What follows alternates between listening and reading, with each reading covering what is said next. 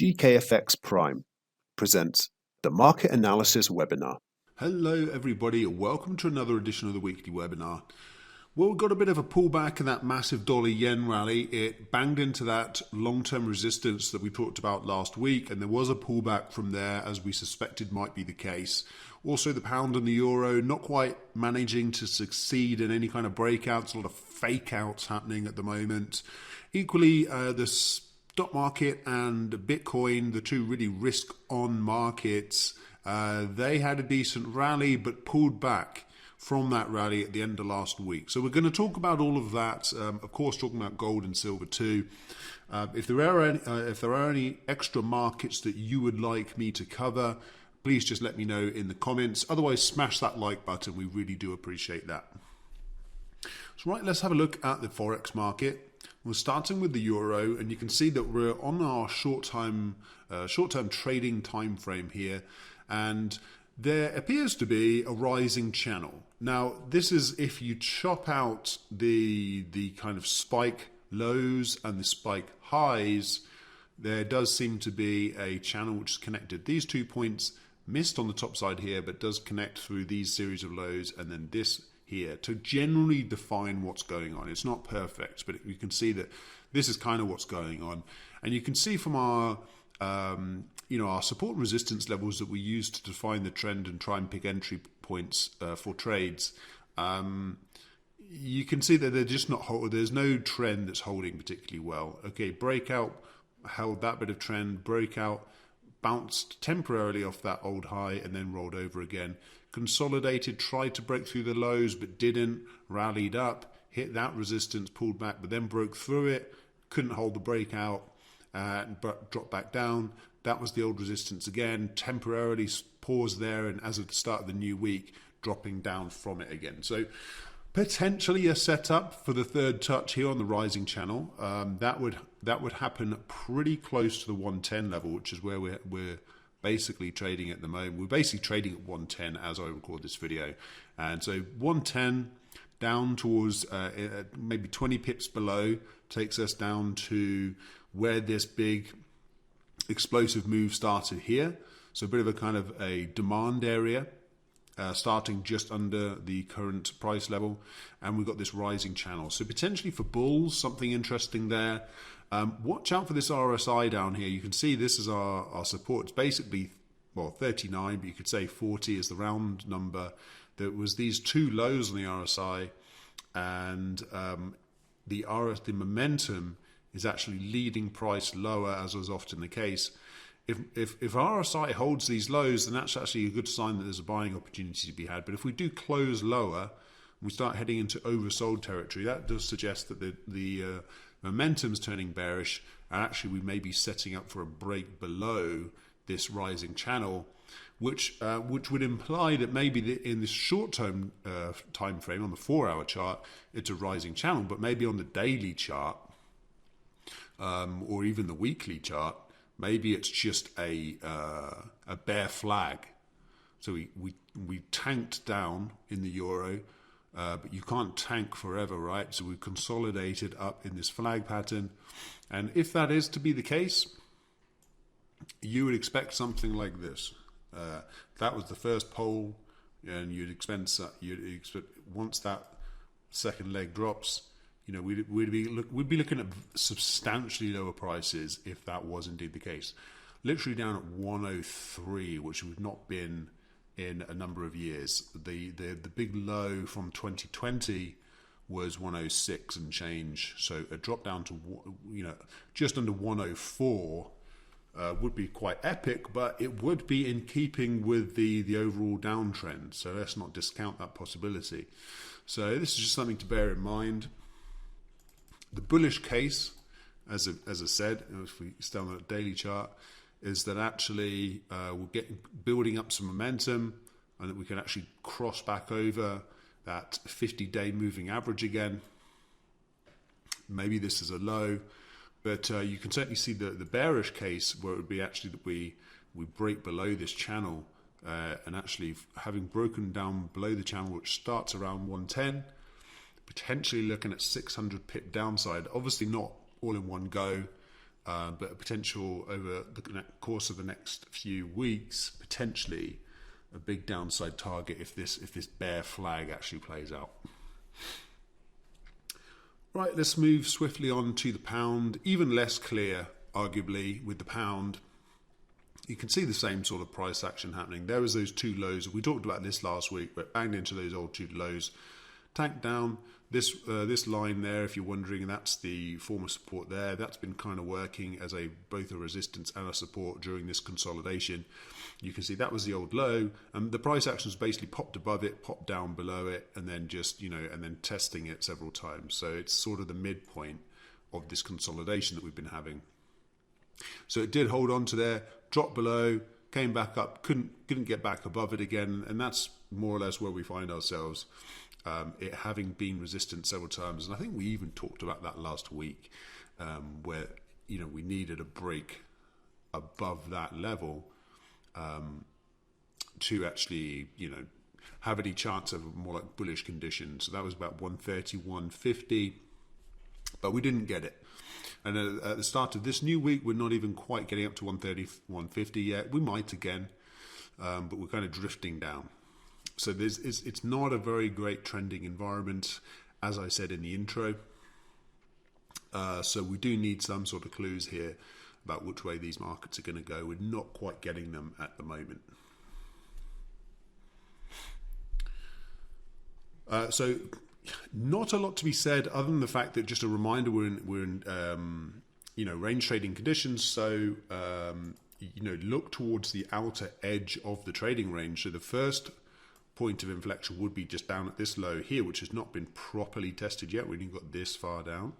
So the move down towards that would be 130.50 is potential one area, and if that gives way, then obviously we're just right at the annual lows, which is 130. So we had a false break up here, and maybe we're due for a test or even a false break lower somewhere near 130. That does seem to be where we're heading towards.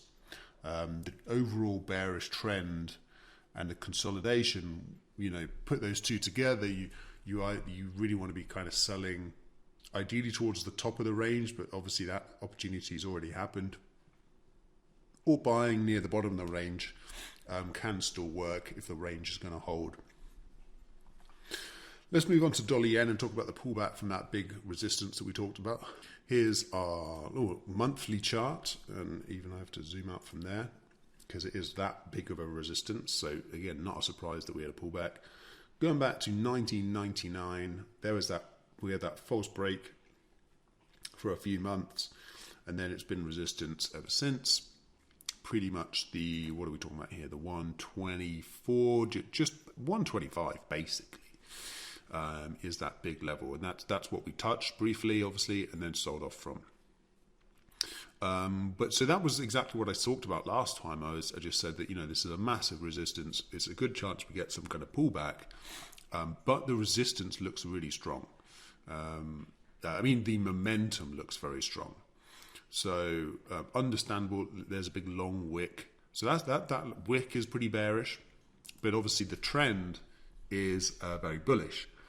So you don't necessarily, this is a classic bearish signal. If you look at the technical analysis textbooks, a big long pin bar like that, a kind of shooting star reversal in terms of Japanese candlesticks after a long trend, that's textbook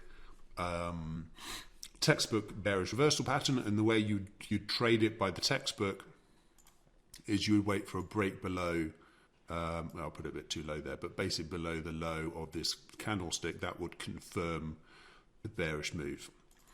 But, it's not a textbook, it's real life, it's real markets, and the trend is higher. And I'm still, even after that, I'm still kind of bullish. Maybe not for the next week, or maybe the next week will be, and then the following week won't be.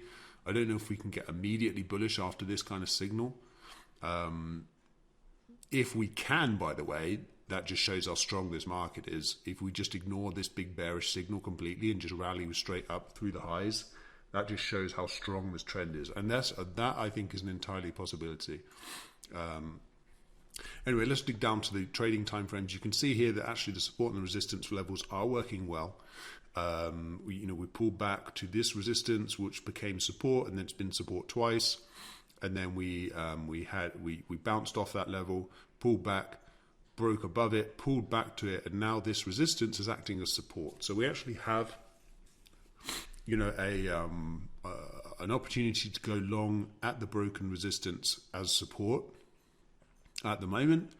And if this level gives way, then obviously that trade isn't working out. But at the moment, there is a breakout pullback to resistance, trend continuation possibility here. And obviously, if this last bit doesn't happen and we start coming down, doing this, even this, and coming down to these levels, obviously we know that particular pattern is not working out. This is major support down here. I think if this is probably our short-term guideline as to whether we should still keep trying to pick long trades. If this gives way, then more what we're looking at is like the big drop down, and then the consolidation, and then another big drop down. So I think we won't assume this is what's happening until this support gives way. Until then, we kind of want to stick with the trend. So that's the situation with dollar yen. Big resistance. Wouldn't be surprised to see but we saw a decent pullback already. Almost 400 pip pullback, and it wouldn't be surprised to see another 200, even 300 added to that because of how important this 125 level is. On the flip side, we do have a break of resistance and maybe an opportunity to at least challenge the highs at 125, which from down here at 122.50 and change, we're talking about 250 pip up to the old highs from current levels. Right, let's move over to precious metals. Start with gold. Another story of false breakouts. We've pretty much fallen back into a trading range here. This was our low from mid-March. Spiked below it, and we've rallied up to what was resistance. Before we had this, we had a false break to the top side, and then we had a false break to the downside, and we're still stuck inside this trading range. And there is a little interim support here, which I'm not putting a lot of emphasis on. But if you're looking for short-term opportunities, this is kind of our trading range at the moment. This support's holding, so you can trade towards the top of the trading range.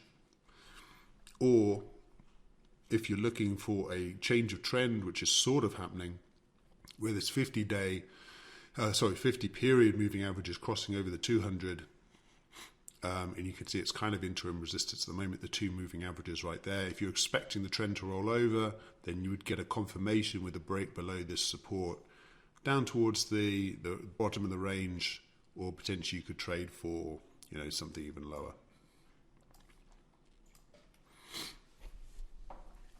These were our big levels, just to remind you. Obviously, we tested the record highs. We dropped through this resistance, came back, tested it, and dropped back. And I did actually talk about this precise trade at the time, and it's worked out pretty neatly, I have to say. So this was the drop down, the comeback to the resistance, and the drop back down to the support. So this trade is technically played out. And then obviously that was the kind of that was the resistance, and we came back down to the support, and now it's kind of done. So anyone trading for a bigger drop, obviously that didn't pan out. It came right back up again, at least in the interim. And then the next level down is just this resistance here. It's not super solid. There's just one level really there, and below there we have these two levels, which is maybe a bit more significant. So if we do get another break lower, that would take us, these levels do combine with the 50 period, the 50 week moving average. So something vaguely important happening there. And let's see if we've got any kind of, and actually not far away from the 200-day moving average as well. So that would actually kind of make sense if we're going to get some follow through, a bit like dollar yen, right? A big move off a long-term resistance, consolidated a bit. Maybe we're going to get the next leg lower in a kind of A, B, C. And so maybe C could actually take us right down to that old resistance level and around the 200-day moving average. Okay, and here's silver. And obviously we had that. This is how I'm kind of looking at it, is that we had this kind of downward kind of triangle type pattern here. We got a big break to the top side, but it faded. Okay, that's fine. But then obviously, market tried to rally up, couldn't. Tried to find buyers, just couldn't, and just ended up collapsing through the lows when no buyers ever turned up. And then collapsed through the lows, came back down towards the support over here, pretty much tagged the 24 level, and then the buyers came in and pushed it right back into this same range where the same support started working again. And we got a little interim resistance here, basically just around these moving averages. So a little move up towards the moving averages and the resistance. That would offer a trade to sell the top of this short-term trading range. We're at the bottom of the trading range now. So if you are hoping that this was the low, then obviously, we've held this support. You wouldn't want to be buying at that support. If the support gives way, then maybe the price is coming back down to the low again. Equally, if this resistance gives way, maybe that's that's the sign that we're coming up to challenge these highs again, and at least we're in a kind of trading range potentially. So it could become like a wider trading range where something like that. So potentially we're going to get a rally up towards these kind of levels if we just stay in a kind of sideways range, if we can get through the moving average resistance. Again, not a lot of trending action here, but we're looking at this this support and this resistance kind of define our direction, with this as a possible topside target. Moving over to oil, I think I've been more or less correct in calling the sideways market from the highs up here. I basically just said, I think even after we dropped down, I can't remember what it was, but basically just said that probably we're just going to, after such an awesome trend, we're going to go a bit choppy, and that's kind of what's been happening. We basically aren't going anywhere at the moment in oil. We're trying to establish a base on the short term. We did have that head and shoulders top, which worked out pretty nicely. Dropped down once, actually worked out twice. Here was the neckline, dropped down, rallied straight up to the neckline again, and dropped right back down to the same support. So 1-2 trades out of that. Now we're hovering just underneath the 100 level. Clearly that's the big psychological level, and I wouldn't be surprised to see another sort of decent drop down through the 100 level, but that it doesn't go too far. And that's also, I think, what I said last week, is that we probably just use 100 and we chop back and forth around the 100 level until we have some real reason to kind of start getting directional again. Interestingly, last week for oil was the worst week since 2020. So if we look at our weekly chart, just how much we actually lost. Obviously, it was a close second from the highs there, but last week wasn't good for oil, and also the last month wasn't good for oil.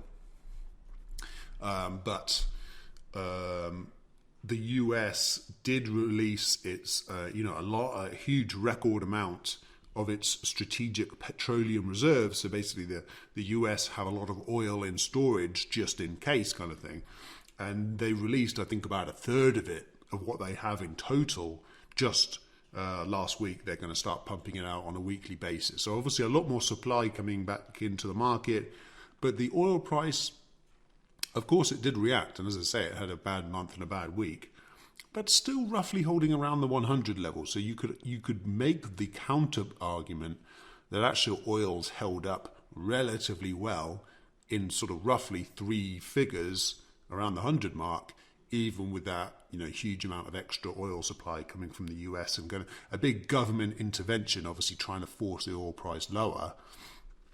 Joe Biden in the US, as US president, doesn't want high oil prices. approaching midterm elections in November. He's trying to force the oil price down now so Americans are happier, but it hasn't. You could make the argument that it hasn't worked too much. But again, we could be on the cusp of more downside here, but it's just interesting that at the start of it, we had leg lower, but still roughly around that 100 level, right? So that something to keep in mind. The next bullish catalyst, maybe you could say, could push prices right back up again. Okay, here's the stock market. Just have a look at the daily chart. So you can just sort of see that we rallied up to those first sets of highs, rallied up through it, tried to bounce once, didn't go anywhere, dropped straight through it, fell back to the resistance inside the trend and bounced off there. And so that's kind of where we are. It was a really massive monster rally. So not surprising to see a kind of a fade from the highs here, and we're just dipping back down towards the 200-day moving average, acting as support. So it's not really this was a trending market in the short term, but overall this is obviously not a trending market, and even the 50-day is under the 200-day, so that's technically speaking a kind of bearish conditions for the market. So I wouldn't be surprised to see a deeper pullback here. Maybe not right back to the lows. I don't think there's any particular justification for that.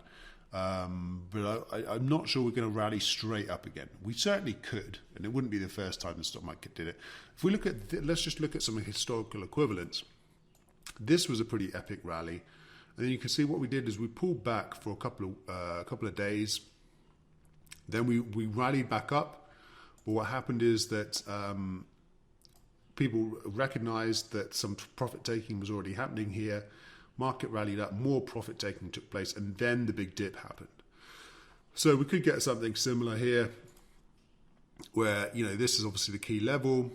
We get some kind of rally up, so maybe just go through the resistance, and then chop around for a bit, and then drop down, maybe back towards the 50 or back down to this.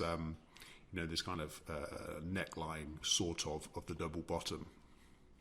Something like that possible. Equally, we could just, basically break through and hold that resistance and then rally up and challenge the highs again. So you can see that there's, there are obviously different possibilities here. The market is bullish, let's acknowledge that, and there is a pullback. So bullish market pullback normally is an opportunity to buy the dip, right? So that's kind of our immediate thought here. And then just, how far can it go back towards those highs, and what happens at the highs? Should we be selling? That's kind of the thought process here. All right, and then just lastly, let's finish off with Bitcoin. I did say that it was looking good for Bitcoin last week. We obviously had the breakout. We got that move. I think that was right at the start of last week.